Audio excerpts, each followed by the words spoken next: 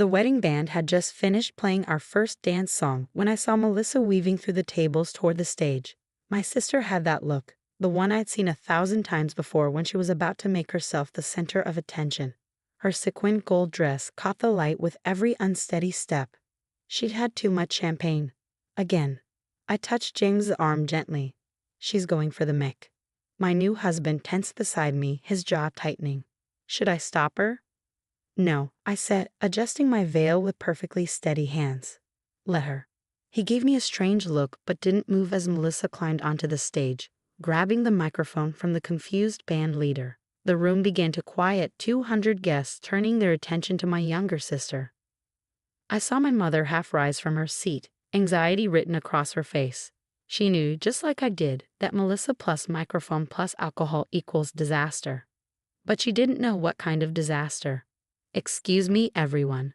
Melissa's voice rang out, slightly slurred but crystal clear. I have an announcement.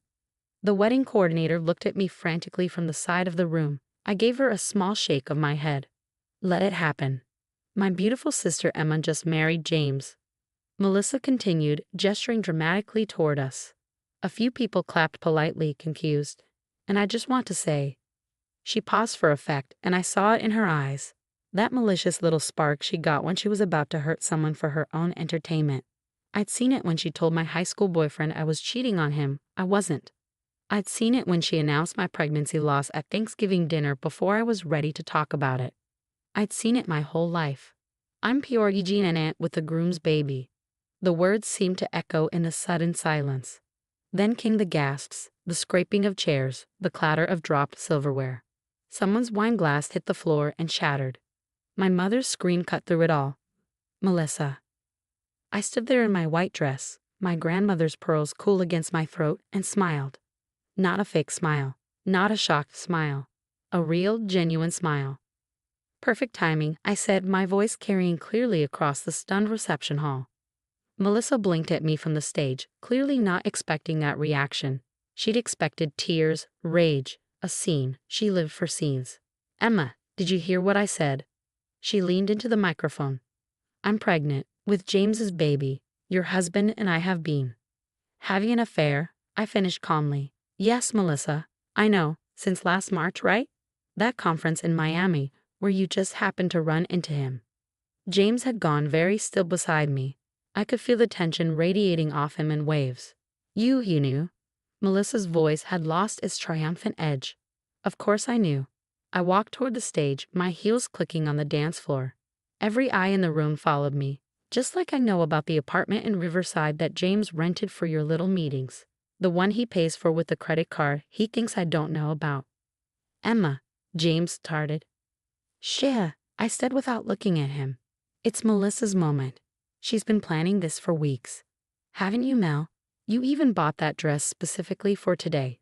Charged it to James's secret card, if I remember correctly. My sister's face had gone pale under her carefully contoured makeup. How could you possibly know that? I reached the stage and looked up at her. Because unlike you and James, I pay attention. I notice when my husband suddenly starts working late, when my sister develops a sudden interest in his hobbies, when hotel charges start appearing on credit card statements. I turned to face our guests, many of whom looked like they were watching the world's most uncomfortable reality show. I apologize for the drama, everyone. But since my sister chose this moment to share her news, I thought I should share mine as well. I reached into the small purse I left at the head table and pulled out a thick envelope. Daniel? A man in a dark suit stood up from a table near the back. My cousin Marcus almost fell out of his chair. That's Daniel Morrison, the private investigator who caught Senator Walsh cheating.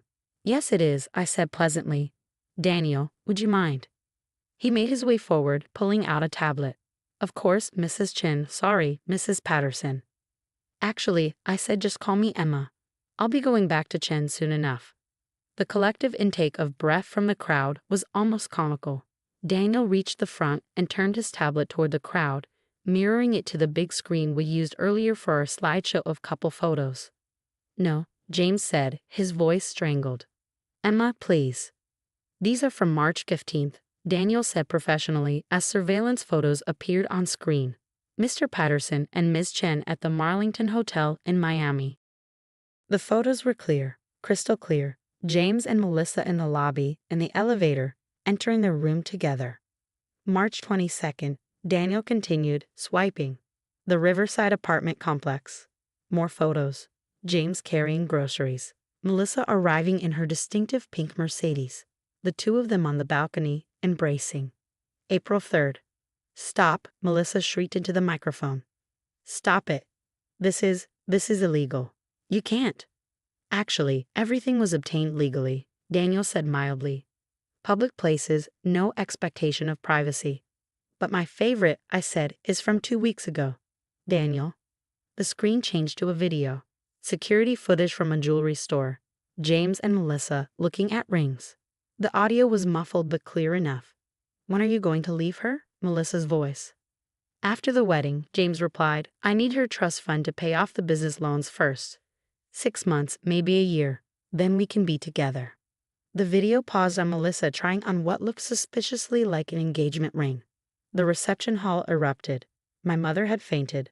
My father was being held back by 2 of my uncles as he tried to get to James, Melissa's boyfriend. Oh yes, she brought a date to my wedding while pregnant with my husband's baby, was stumbling toward the exit. Turn it off, James said desperately. Emma, please, we can talk about this. We are talking about it, I said reasonably, right now, in front of all these witnesses, which is going to be very helpful for the divorce proceedings. You planned this, he accused.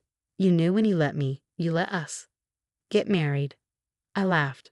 Oh, James, you really should have read that prenup more carefully. The infidelity clause is ironclad. You get nothing. No trust fund, no shared assets, no alimony. Nothing. But. And since you've been embezzling from my father's company to pay for your little love nest, you'll be lucky if you don't end up in jail. What? This came from my father, who'd broken free from my uncles.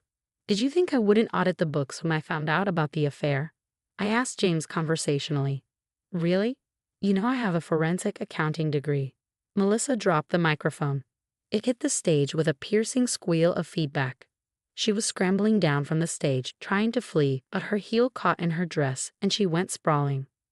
Oh, and Alyssa, I called after her.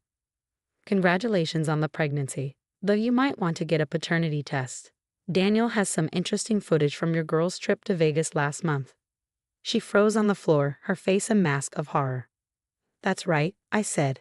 James isn't the only one who's been busy. What was his name? Trevor? The bartender. This is insane. James grabbed my arm. Emma, you can't do this. I looked down at his hand on my white sleeve, then up at his face. The handsome face I'd fallen in love with 5 years ago. The face that had promised to love and cherish me just 3 hours ago. Security? I called calmly. 2 uniformed men appeared as if from nowhere, because of course I'd hired security. I planned every detail of this day. Mr. Patterson is no longer welcome at this event, I said. This is my wedding too, James protested as they moved toward him.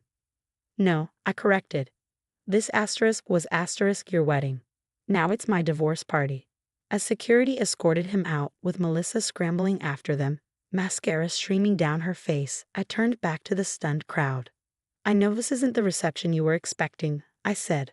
But the good news is, the catering is already paid for, the bar is open for another 3 hours, and the band knows some excellent breakup songs. So please, stay and celebrate with me. Not the marriage I thought I was getting, but the freedom I'm choosing instead. For a moment, nobody moved. Then my college roommate Diana stood up and raised her champagne glass. To Emma, she called out. For having bigger balls than any man in this room. To Emma. The crowd roared, and suddenly everyone was on their feet, applauding. My mother had recovered from her faint and was making her way toward me, tears streaming down her face. Oh, honey, why didn't you tell me? Because you would have tried to fix it, I said, accepting her hug. You would have suggested counseling or talking it out. And I didn't want it fixed, Mom. I wanted it over. But the wedding, all this money, was worth it to see their faces, I finished. Besides, I needed them to go through with the affair long enough to establish a pattern for the divorce. And I wanted Melissa to think she won, right up until the moment she lost everything. My father appeared at my other side. The embezzlement? About 50,000, I told him. I have all the documentation. It's enough to prosecute if you want. He looked older suddenly, tired. My own son-in-law. And Melissa. I'm sorry, Dad. No, he said firmly. I'm sorry. We spoiled her. Let her get away with too much for too long. This is our fault as much as hers. The band leader tentatively approached. Ms. Chen, should we keep playing? Absolutely, I said. Start with, before he cheats. I have a bouquet to throw. As the music started up again and the crowd began to move, my Aunt Patricia sidled up to me. That was quite a show, she said. But darling, aren't you devastated? You just found out your husband and sister betrayed you. I found out 4 months ago, I corrected. I've had time to grieve the relationships I thought I had. Today isn't about pain, Aunt Pat. It's about justice. And the baby. I smiled. What baby? But Melissa said. Melissa says a lot of things. She's been claiming to be pregnant for the last 2 months, but Daniel has some lovely surveillance footage of her buying pregnancy tests in bulk and practicing her announcement in her car. She's not pregnant. She just wanted to hurt me in the most public way possible. Patricia's eyes widened. She faked a pregnancy. Among other things. Did you know she's been fired from her last 3 jobs for theft? Or that she's been intercepting my mail for years, stealing birthday cards from relatives? Or that she's the one who told my ex-boyfriend Brad that I was cheating on him in college? My God. She's sick, Aunt Pat. And I've enabled her by keeping quiet, by not wanting to cause family drama. Well, she wanted drama. She got it. The rest of the reception was surreal. People danced, ate, drank, and came up to congratulate me as if I'd won a prize rather than lost a marriage. The photographer kept taking pictures, joking that these would be the most interesting wedding photos he'd ever developed. Around midnight, as the party wound down, I stood on the balcony overlooking the city lights. Diana joined me, slightly drunk and fiercely loyal. You know what the best part is? She said. What? You're going to be a legend. The woman who turned her cheating husband's wedding into a divorce party. They'll be telling this story for decades. I laughed, surprising myself with how genuine it sounded. I suppose there are worse things to be remembered for. So what now? Diana asked. What's the plan? I looked out at the lights, thinking about the apartment I'd already rented across town, the divorce lawyer I'd retained, the job offer in Seattle I'd been sitting on, the life I'd been secretly planning while James and Melissa thought they were playing me for a fool. Now, I said, now I live, without lies, without betrayal, without people who claim to love me while stabbing me in the back. Just me starting over. And the trust fund? Will go to its intended purpose, opening a forensic accounting firm specializing in divorce cases, helping other women find out what their husbands are really up to. Diana clinked her glass against mine. You're going to be rich. I already am, I said. I just had to lose the dead weight to realize it. My phone buzzed. A text from an unknown number. I almost didn't check it, but curiosity won. Asterisk, this isn't over. You've ruined everything. You'll pay for this. Asterisk, Melissa. Of course. I screenshotted it, evidence for the restraining order, then blocked the number. By morning, I have my lawyer send cease and desist letters to both of them. By the end of the week, the divorce papers would be filed. By the end of the month, I'd be in Seattle starting fresh.